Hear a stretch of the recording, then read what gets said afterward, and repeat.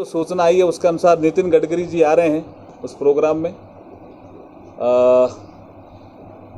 अश्वनी जी rail मंत्री जुड़ेंगे VC से। हमारे आर.के. सिंह जी जिनका काफ़ी बड़ा इसमें रोल है वो भी वीसी से जुड़ेंगे। तो ऐसे काफ़ी लोग वीसी से जुड़ेंगे। और ये हमारे भूपेंद्र जी यादव जो ईएसआई हॉस्पिटल का जो 41 करोड़ का प्रोजेक्ट है, वहाँ एक वर्चुअल प्रोग्राम होगा, फिजिकल वहाँ होगा ईएसआई में, वो दिखेगा वहाँ साहब को।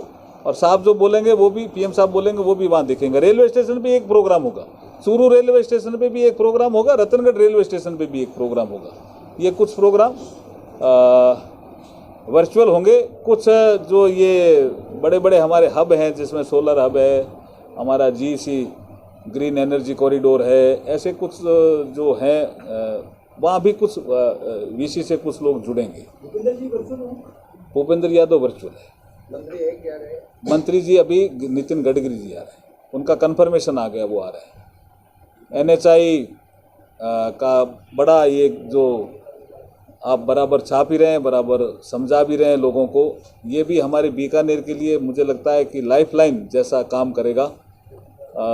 अमृतसर से ग्रीन फील्ड एक्सप्रेस वे चलेगा और जामनगर तक जाएगा। टोटल राशि इसकी 20,868 करोड़ है। और ये जब बन जाएगा पूरा, अभी जो 502 किलोमीटर का एरिया है जो बीकानेर संभाग में पूरा हुआ है, उसका लोकार्पण प्रधानमंत्री जी कर रहे हैं। जैसे पूरा बन जाएगा उसके बाद इंडस्ट्रियल डेवलपमेंट के बहुत से अवसर यहाँ लोगों को मिलेंगे। पंजाब के लोगों को, हरियाणा के लोगों को, राजस्थान के लोगों को, गुजरात के लोगों को, ये पूरा एरिया मुझे लगता है कि इंडस्ट्रियल डेवलपमेंट का एक कॉरिडोर बन जाएगा आने वाले समय में। इस तरह की लाइफलाइन होने वाली है। मुझे इस संबंध में इतना ही कहना था। बाकी थीम है एक साइकिल रैली का। ये चूँकि पहले वाले प्रोग्राम में था नहीं, इसलिए मैं आपको जानकारी में देना चाहता हूँ। 3 ग्रुप होंगे हमारे।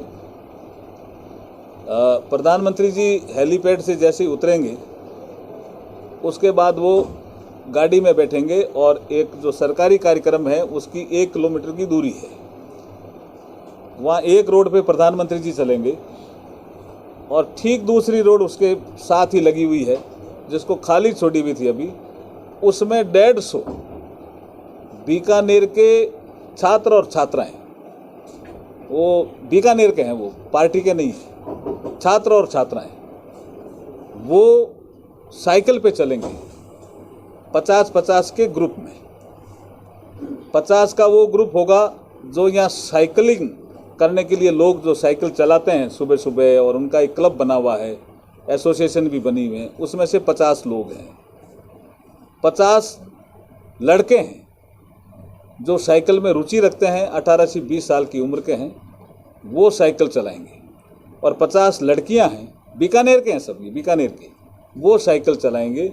और उनके पीछे जो लिखा हुआ होगा वो जैसे लाइफ मिशन है, लाइफ स्टाइल फॉर एनवायरमेंट, वसुधैव कुटुंबकम है, वन अर्थ वन फैमिली है, ये इस तरह का मैसेज है उसमें।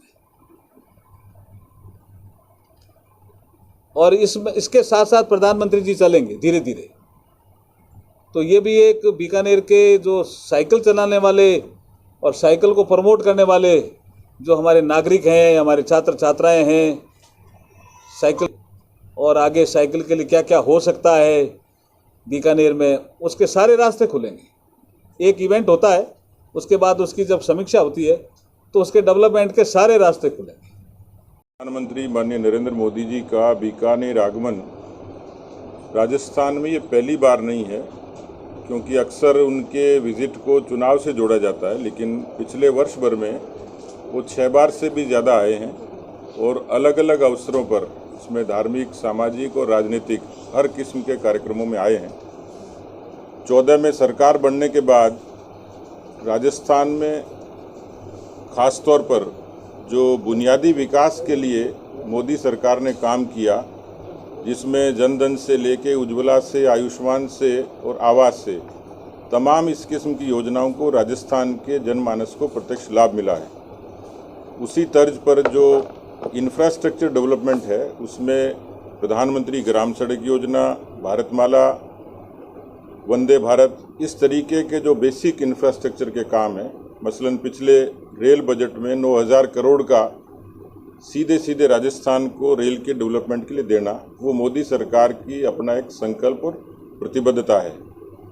और इस लिहाज से यहाँ बीकानेर में उनका आगमन और बीकानेर के आसपास के विधानसभा क्षेत्र से बड़ी संख्या में लोगों का आगमन, ये संकेत करता है कि सभा ऐतिहासिक होगी। और जिस तरीके से प्रधानमंत्री जी का राजस्थान के प्रति एक अनुराग है, राजस्थान की जनता का भी उनके प्रति एक विशेष स्नेह है। पिछले दिनों मुंबई दिल्ली एक्सप्रेसवे का उद्घाटन करने दौसा में आए थे, एक बड़ी ऐतिहासिक जनसभा हुई थी। वो भगवान देवनारायण के प्राकट्य स्थल पर भीलवाड़ा पधारे थे, तो अलग अवसरों पर और जो कमिटमेंट उन्होंने किया आबू रोड में 1 वर्ष पहले कि मैं दोबारा आऊँगा, क्योंकि किसी वजह से वो सभा को संबोधित नहीं कर पाए थे और केवल अभिवादन करके चले गए थे। ठीक एक वर्ष के भीतर वापस उन्होंने वहाँ उस आबू रोड की धरती पर जनसभा को संबोधित किया। तो राजस्थान के प्रति उनका एक विशेष स्नेह और यहाँ पर उनका आगमन मुझे लगता है इस क्षेत्र के विकास को, तरक्की को और ज़्यादा नई दिशा देगा। जो तैयारियाँ यहाँ पूरे तरीके से की हैं, कार्यकर्ता बहुत नीचे के स्तर का, लगभग दर्जन भर से भी ज़्यादा विधानसभाओं में पूरी अच्छी ताकत से लगे। पर मुझे उम्मीद है कि बीकानेर की ये जनसभा, नौरंगदेश्वर की सभा बहुत ऐतिहासिक होगी। मुझे सिर्फ एक बात ही कहनी की बात कही, राजस्थान की सरकार की जो सोलर पॉलिसी आई है, उस पॉलिसी के तहत 13,000 मेगावाट की सोलर एनर्जी अब उत्पादित होती है। और दुर्भाग्य इस बात का है कि ज़मीन हमारी है, ज़मीन पर पेड़ जब कटते हैं तो पर्यावरण हमारा ख़राब होता है। और राजस्थान की सरकार की सोलर पॉलिसी के अनुसार हम जो सोलर एनर्जी प्राप्त करते हैं वो सिर्फ 23% करते हैं। राजस्थान की विधानसभा में भी हमने इस मामले को उठाकर कहा था कि अगर 50% की शर्त अपनी सोलर पॉलिसी में सरकार लगाए तो राजस्थान जो हमारा आज एनर्जी डेफिसिट में आता है वो उसको पर्याप्त एनर्जी मिल जाएगी। अडानी जी का अभी MOU सरकार ने किया है, उसमें भी एक बड़ा सोलर पार्क लगाने की बात कही है। उसकी भी जो MOU किया है उसके अंदर भी ये शर्तें नहीं रखी।